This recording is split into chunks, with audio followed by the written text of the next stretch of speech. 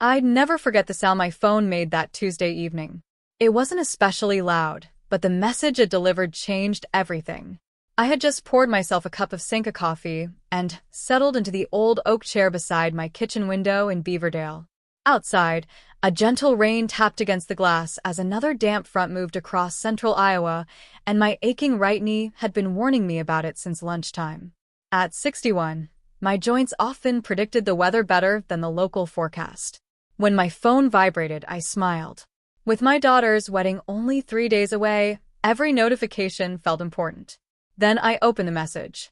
Dad, please don't ask about Chase's parents anymore. They won't be at the wedding. It's better if you don't meet them. I read the text once, then twice, then a third time. I even adjusted my reading glasses, convinced I'd misunderstood something. I hadn't. I remained frozen in my chair, while the coffee slowly cooled in my hands. The kitchen suddenly felt far quieter than it had only moments before. 9 years earlier, after Nora passed away, I'd promised myself that Emily would never feel like she'd lost both parents.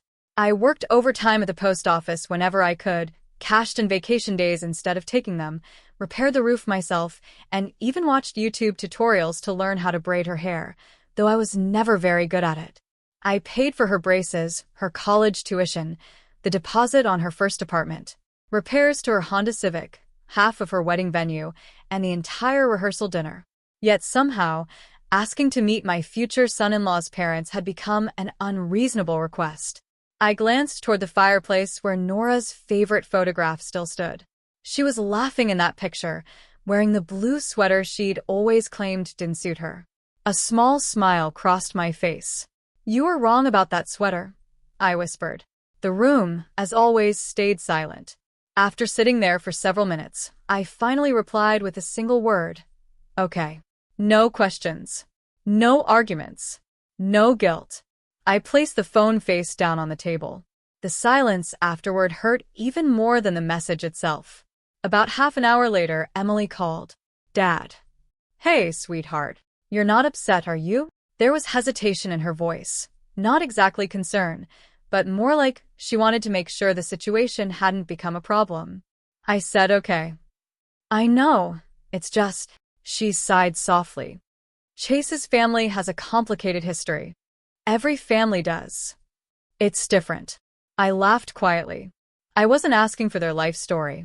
I just figured parents usually meet before their children get married. Another long pause. You'll understand someday. I hope I do. She quickly changed the subject. Don't forget dinner tomorrow. I won't. Love you. Love you too. She ended the call first. As I stared at the dark screen, one thought refused to leave my mind. She'd told me she loved me, but she'd never answered my question. The following evening, I drove my old Ford F-150 to West Des Moines. The truck had seen better days. Its paint had faded, and a dent behind the passenger door still reminded me of the day I'd accidentally backed into my own mailbox 7 years earlier. It still ran. In many ways, so did I. The restaurant Chase had chosen overlooked Jordan Creek. It was stylish and expensive, filled with polished wood, elegant lighting, and servers who somehow seemed to know everyone's favorite wine before they even ordered. Emily greeted me with a warm hug. She looked beautiful, happy, and nervous. She had inherited her mother's smile. For a brief moment, every uncomfortable thought disappeared. Then Chase arrived. He shook my hand warmly with both of his. Mr. Whitaker. You can call me Rob. I really appreciate everything you've done for Emily. His smile looked perfect, almost too perfect, like one he'd practiced countless times. Dinner remained pleasant through the appetizers. Emily talked excitedly about flowers and seating arrangements. I joked about unpredictable Iowa weather. Chase entertained us with stories about commercial real estate deals that had everyone laughing. To anyone passing our table, we looked like a perfectly normal family.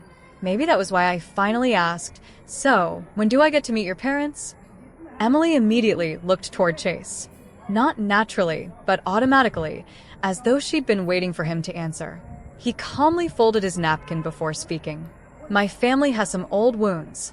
I understand, I replied. Emily understands them too. He leaned forward slightly, I hope you care enough about Emily not to dig into things that hurt people. His words sounded polite, but the message behind them wasn't. He hadn't answered my question. Instead, he'd made me seem selfish for asking it. I noticed Emily quietly watching me, waiting to see how I'd respond. I could have pushed harder. Instead, I simply asked, "So, they're definitely not coming?" Emily answered before Chase could. No. Then she quietly added, "They come from a different world." I frowned.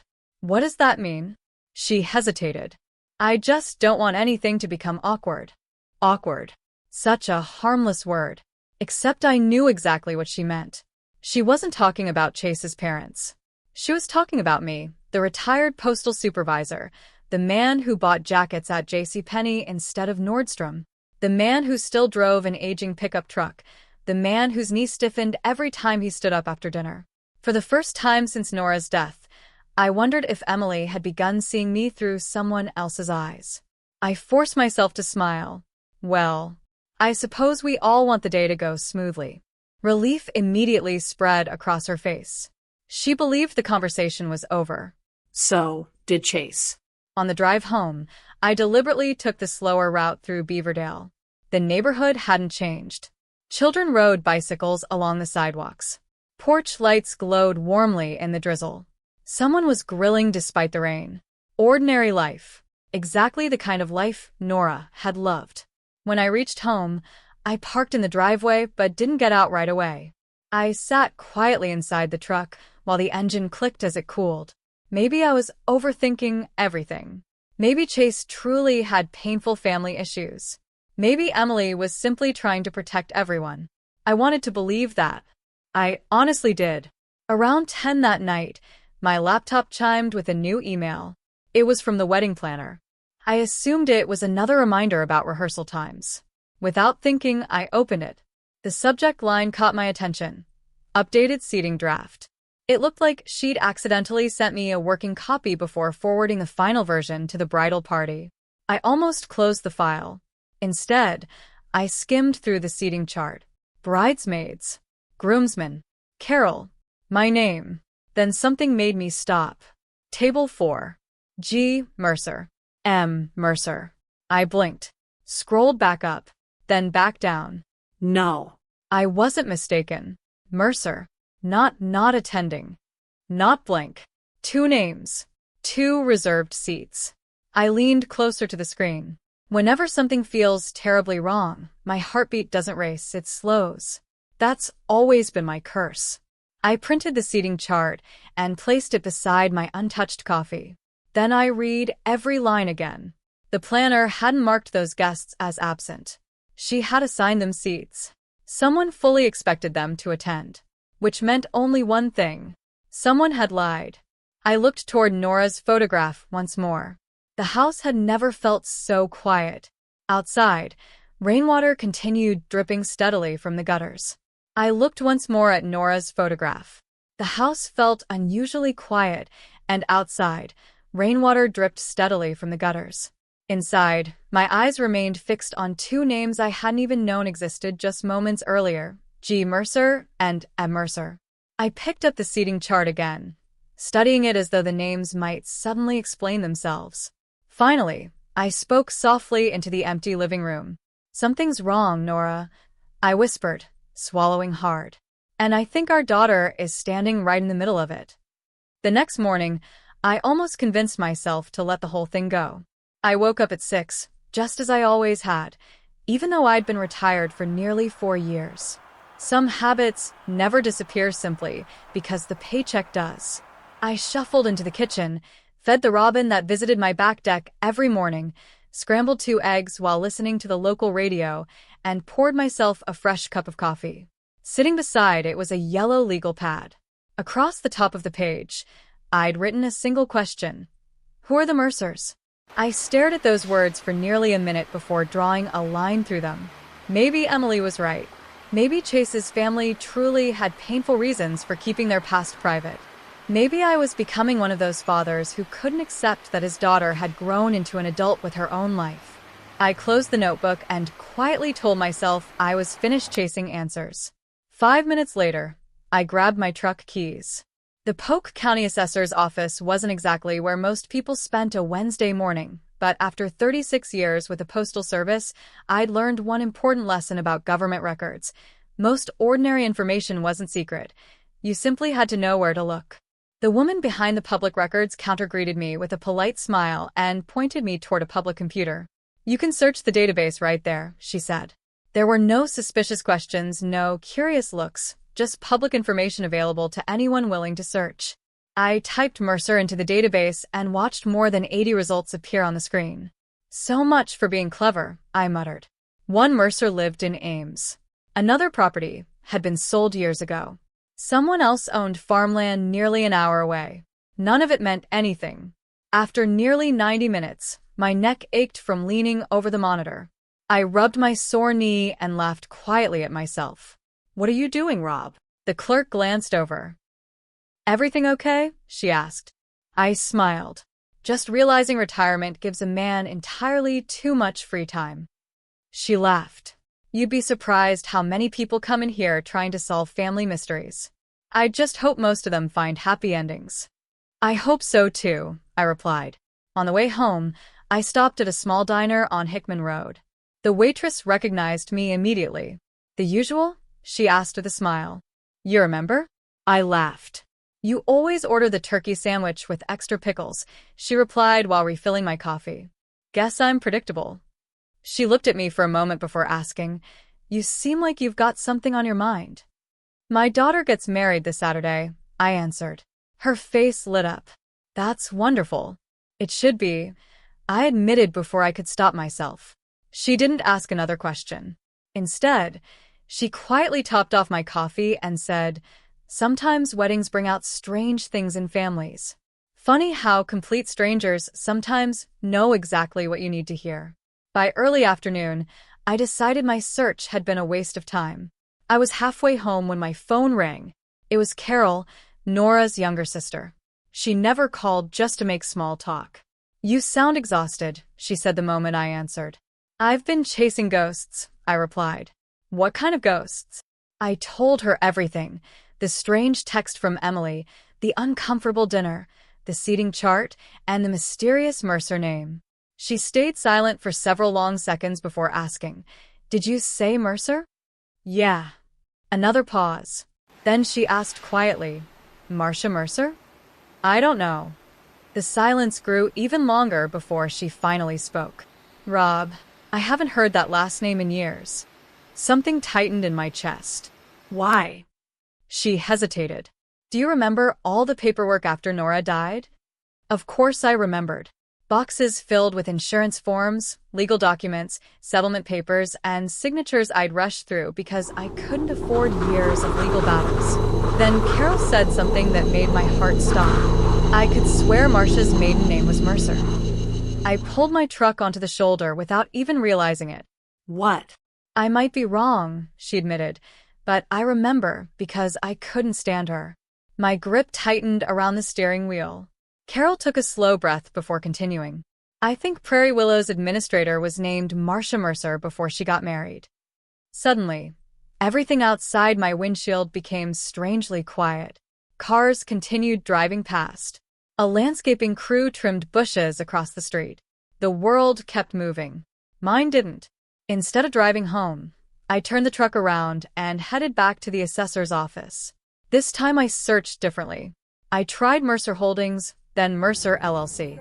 Several companies appeared, but only one caught my attention: Mercer Family Holdings LLC. The registered address was in Ankeny, and the listed managing member was Glenn A. Mercer. Not Merritt. Mercer. The address was less than 20 minutes from my own house. Emily had insisted Chase's parents wouldn't be attending the wedding, yet she'd never mentioned they practically lived around the corner. Rain began falling again as I drove north toward Ankeny. It wasn't heavy rain, just a fine mist that hung in the air. My knee throbbed every time I moved between the brake and the gas pedal. Eventually, I pulled into a Hy-Vee parking lot, bought a bottle of water, 2 pain relievers, and the largest coffee they sold. The young cashier smiled. "Long day?" she asked. "You have no idea," I replied. Back in my truck, I sat quietly for several minutes, sipping coffee while watching families load groceries into their SUVs and parents buckle children into their seats. Ordinary life carried on around me. I'm entirely too old to be sitting in a grocery store parking lot playing detective, I muttered. I almost started the engine and drove home. Instead, I headed toward the address. The neighborhood surprised me. Tree-lined streets, beautiful brick homes, perfectly maintained lawns, and the kind of quiet wealth that never needed to show off. I parked across the street and waited. For nearly 15 minutes, nothing happened, and I began wondering whether I'd made another mistake. Then a black BMW pulled into the driveway. Chase stepped out. Emily climbed out of the passenger seat beside him, laughing at something he'd said. The front door opened, and a woman in her 60s hurried outside. Emily wrapped her in a warm embrace, not the polite hug you give someone you've just met, but the kind reserved for people you've known for a long time. A tall, gray-haired man followed moments later, and Chase greeted him with an easy slap on the shoulder. They looked completely comfortable together. They weren't strangers hiding from painful memories. They looked like family. Something heavy settled inside my chest. Emily hadn't simply repeated Chase's story. She had looked me straight in the eyes and lied. About 20 minutes later, the four of them climbed into two separate vehicles. I stayed several cars behind, not because I wanted to spy on them, but because I needed to understand what was really happening. They stopped at a small diner tucked between a hardware store and a neighborhood pharmacy. I didn't follow them inside immediately. Instead, I slipped into a booth near the front window where the reflections in the glass allowed me to watch them without drawing attention. Most of their conversation disappeared beneath the constant clatter of dishes, silverware, and coffee cups, but every now and then a sentence drifted across the room. After the wedding, he'll come around. Another voice added, "The house is the cleanest asset." I frowned. The house? A moment later, another voice, probably Glenn's, said calmly, "Old cases don't come back unless someone pays to dig." My stomach tightened. I had no idea what case he was talking about, but there was something unsettling about the way he said it.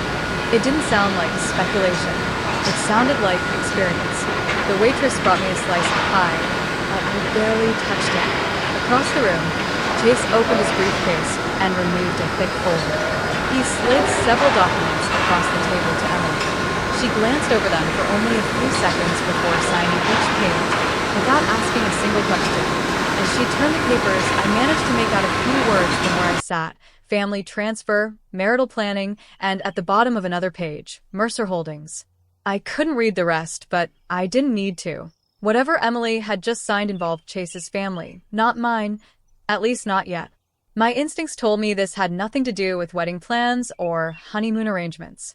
Then I heard something that froze me where I sat. Marcia lowered her voice almost to a whisper, yet her words carried across the room. "Prairie Willow taught us one thing," she said with a faint smile. "People forget when they're tired enough."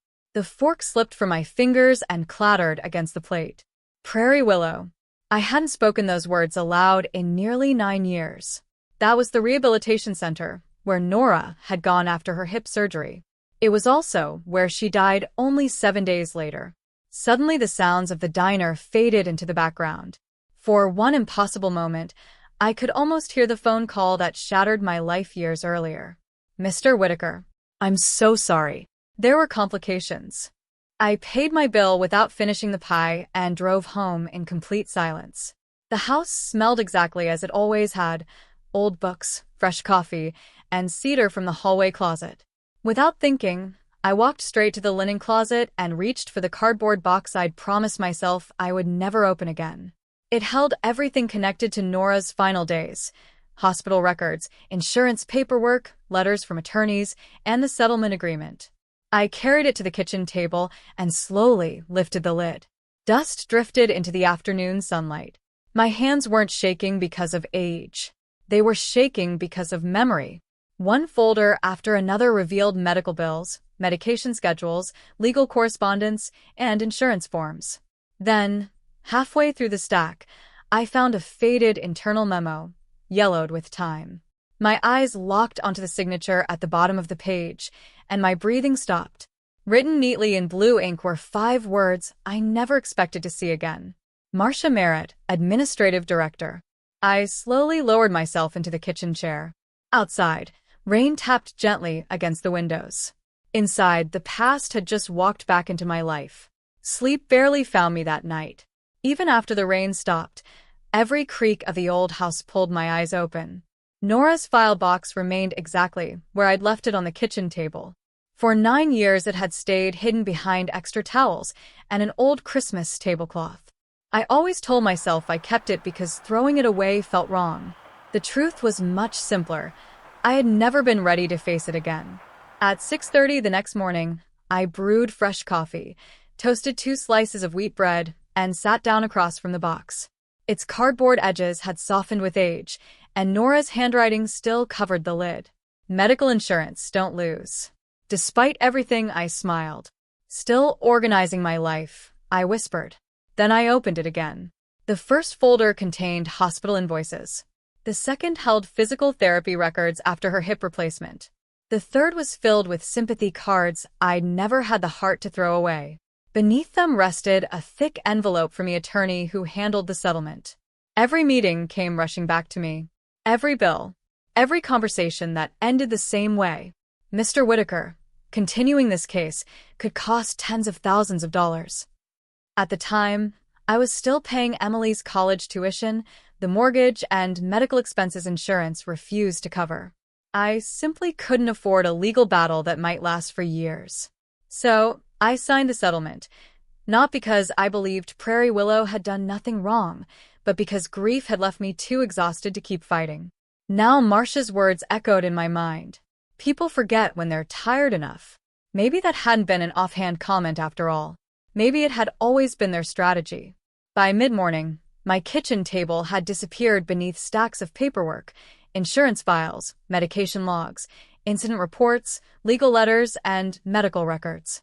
Then I found something I'd completely forgotten existed, another internal memo.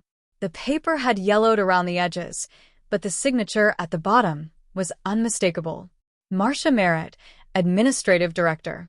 My fingers rested on the blue ink for several seconds. It wasn't proof of a crime, not even close. But it was undeniable proof that Chase's mother hadn't simply crossed paths with my family years ago. She had been one of the people responsible for running the very facility where Nora died. That was no longer a coincidence. It was a connection. Around 10 that morning, I called Carol. She answered before the second ring.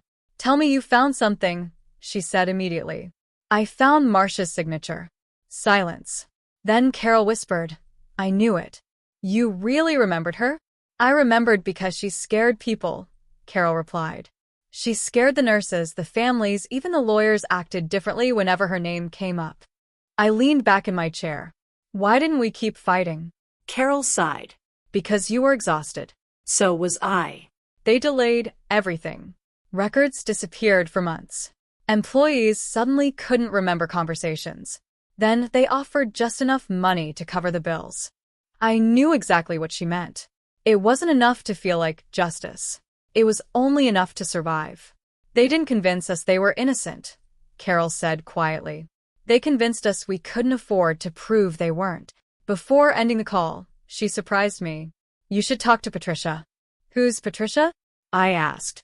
"Patricia Wells. She was one of the nurses at Prairie Willow." Carol laughed softly. "If she's still alive, she'll remember every crooked administrator she ever worked under." Finding Patricia took most of the afternoon.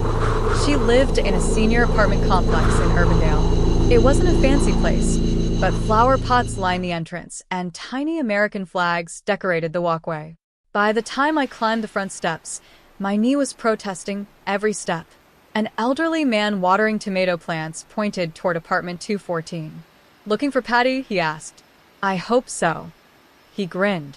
"Tell her Frank says she's still cheating at bingo." I laughed for the first time all day. Patricia opened the door wearing bright red lipstick that somehow made her look years younger than 72. A silver walker rested beside her. She studied my face for several long seconds. "You look familiar," she said. "I'm Rob Whitaker."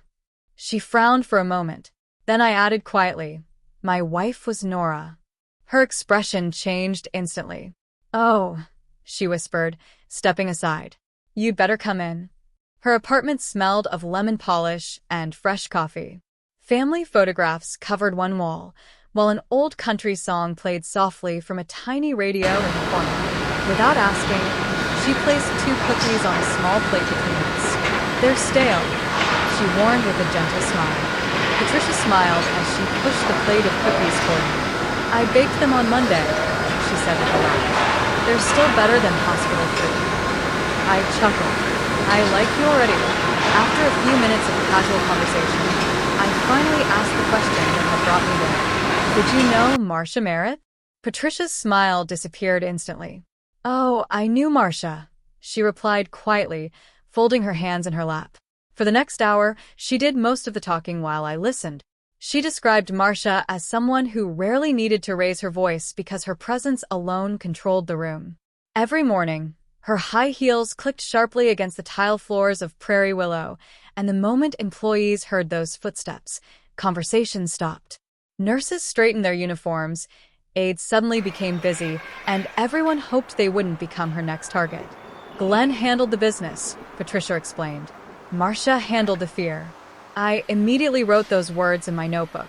Then Patricia leaned forward and said something that caught me completely off guard.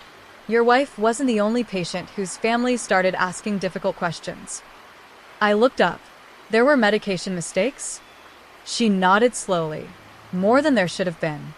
"Were they covered up?" She shook her head. "Not exactly. They were cleaned up." That choice of words stayed with me.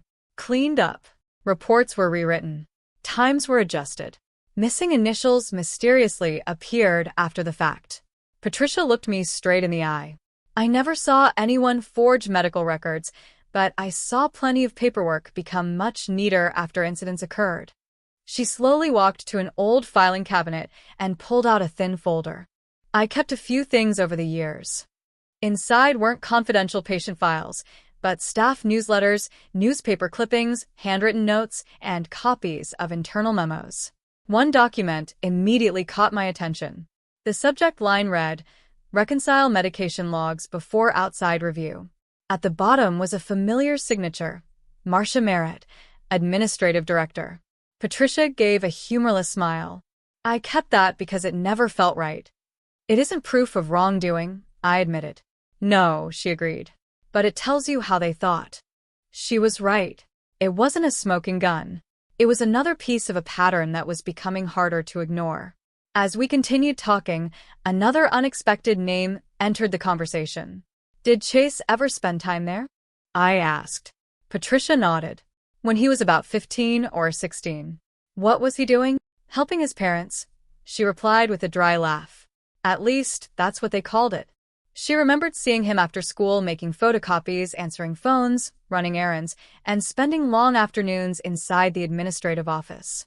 Then she paused. There was one incident I never forgot. My attention sharpened. What happened? A resident's daughter couldn't locate paperwork for her mother's personal belongings. Later that same day, I caught Chase sitting alone with a stack of scratch paper, practicing someone's signature. I blinked in disbelief. "Did anyone report it?" Patricia sighed. "He was just a teenager, and his parents owned the facility. Nobody wanted to risk losing their job over something everyone insisted was harmless." She slowly shook her head. "The truth is, people rarely become dishonest overnight. They grow up believing the rules were written for everyone else."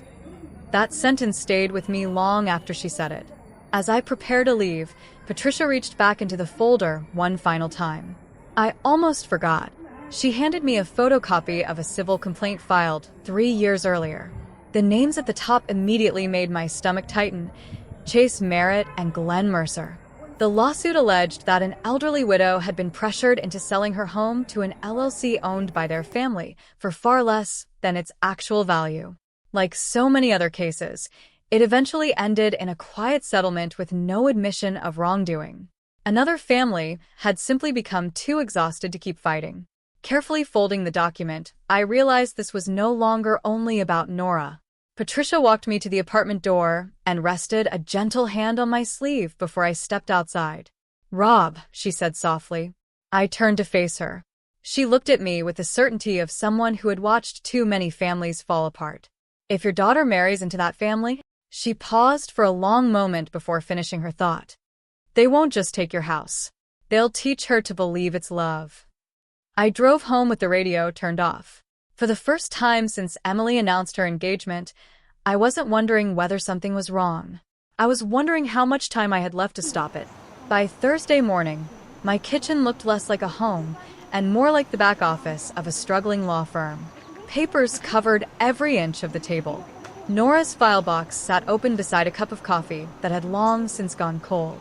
Patricia's memo rested beside the civil complaint against Chase and Glenn, while the wedding seating chart, with G. Mercer and M. Mercer highlighted on a yellow sticky note, lay directly in front of me. My hands had begun shaking every time I looked at those names. I knew enough to feel angry, but I also knew enough to realize anger could be dangerous. There is a kind of anger that convinces a man he's thinking clearly when, in reality, he's anything but. I'd seen it countless times during my years at the post office. A supervisor humiliates an employee. A driver gets written up. A customer starts shouting. Then someone who had kept his composure for 20 years says one sentence that destroys everything. I couldn't afford to become that man. Not with Emily. Not with Nora's memory. So I called Denise Kaplan. Denise had updated my will 2 years earlier. She was 57, razor sharp, and had a way of peering over the top of her glasses that made even confident people sit up straighter. Her office occupied the 5th floor of an old brick building in downtown Des Moines that smelled of aging carpet and printer toner. When I walked in carrying Nora's file box, Denise didn't waste time with pleasantries. She pointed toward the chair across from her desk. Sit down before that knee gives out. I smiled weakly. Is it really that obvious? Rob, she replied, you're walking like you lost a fight with a staircase. I lowered myself into the chair and placed the box in front of her. I need you to tell me if I'm losing my mind. Denise opened the box and sighed. Those are never my favorite consultations. For nearly 40 minutes, she quietly read through the documents while I explained everything, from Emily's mysterious text message and the awkward dinner, to the seating chart, the house in Ankeny, the diner conversation, Prairie Willow, Patricia Wells, the old administrative memo, and the recent civil complaint. Denise rarely interrupted. She simply filled page after page of a yellow legal pad, occasionally circling certain details twice. When I finally finished, she removed her glasses and leaned back in her chair. Rob, she said carefully. Is it really that bad? I asked. It's bad enough that you need to be extremely careful. My jaw tightened. You think I'm imagining all of this? No, she answered calmly, tapping the stack of papers. I think I'm looking at a pattern. I see financial warning signs. I see a family that hasn't been honest with your daughter. But I also know that if you walk into the rehearsal dinner accusing these people of causing your wife's death, they'll make you look unstable before dessert is served. The words hit harder than I expected. Unstable. Yes, Denise replied gently. Because you're the grieving widower. Because you're the father of the bride. Because you followed them to Ankeny.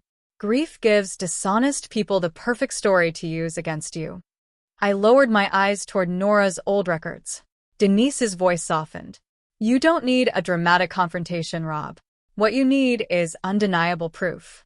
I looked back at the files spread across her desk. I already have proof. She slowly shook her head. No. What you have are pieces of a puzzle. They're important, but they still aren't enough. Pieces matter, Denise said calmly, but only if you know how to use them. I rubbed both hands across my face, exhausted. So what do?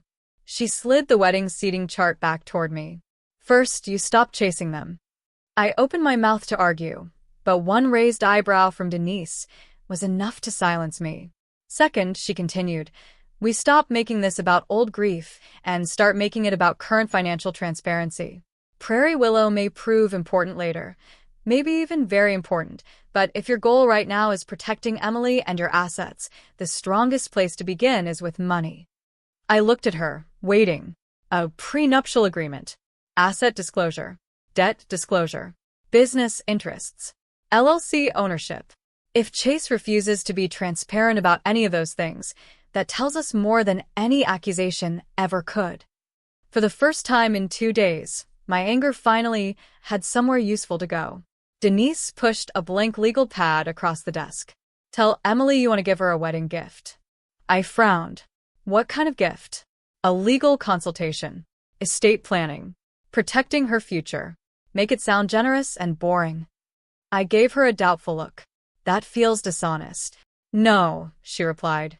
It's strategic. I sighed. I've never been good at strategy. Denise allowed herself the faintest smile. I know. That's why you hired me. I almost laughed. Almost. Then my phone buzzed. It was Emily. I looked at Denise. She nodded once. Answer it. I pressed the button. Before I could say hello, Emily's voice exploded through the speaker. Dad, what did you do? My stomach sank. What are you talking about? Denise quietly closed her eyes, as if she'd expected this call all along. Chase says you were outside his parents' house.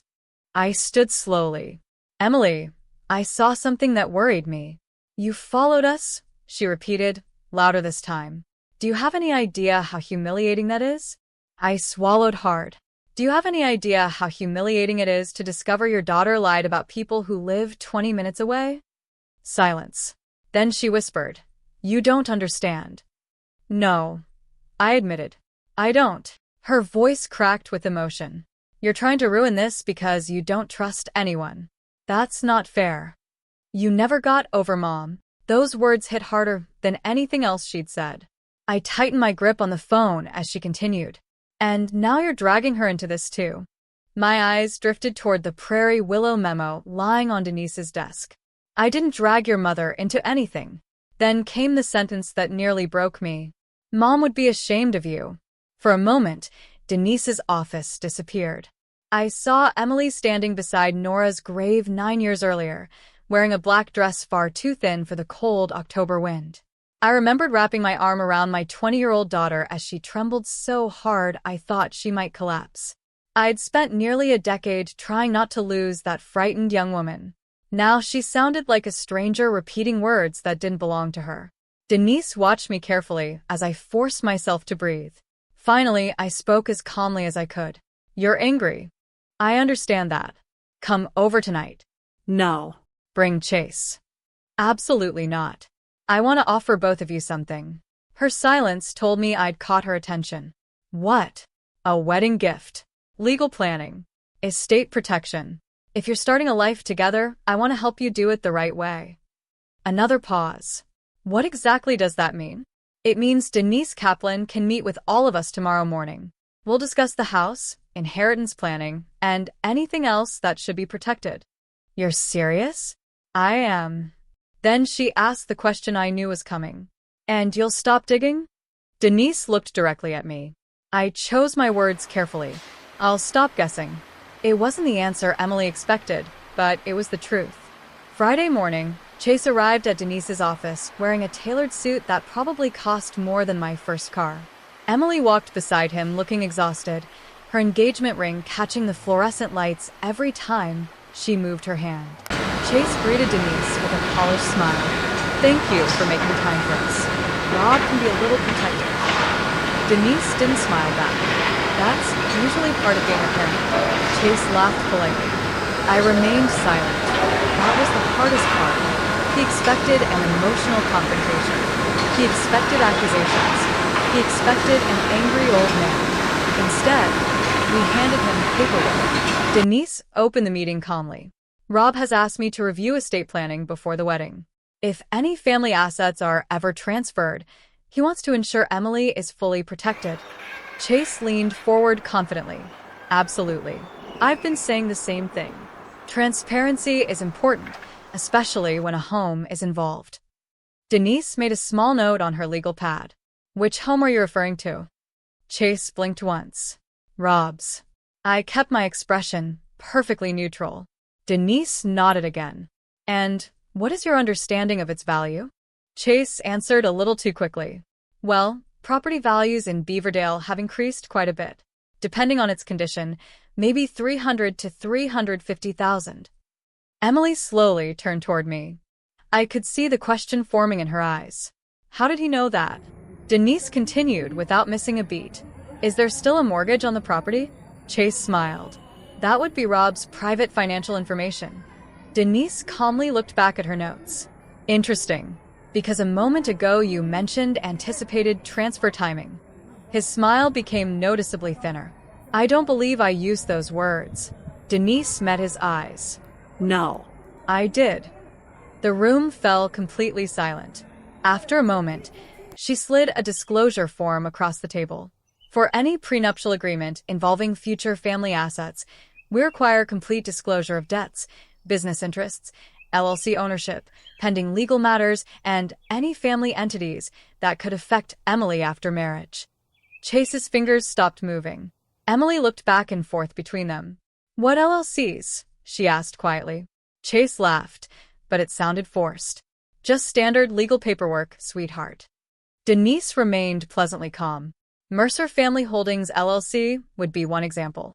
The color drained from Chase's face for only a second before he recovered. I don't see why that's relevant. Then providing the information should be very easy, Denise replied. His jaw tightened. That's private family business. Emily looked at him. Chase. His entire expression softened as he turned toward her. Baby, this is exactly what I warned you about. Your father is turning a wedding gift into an interrogation. I almost interrupted, but Denise lightly touched my sleeve beneath the table. So I stayed quiet.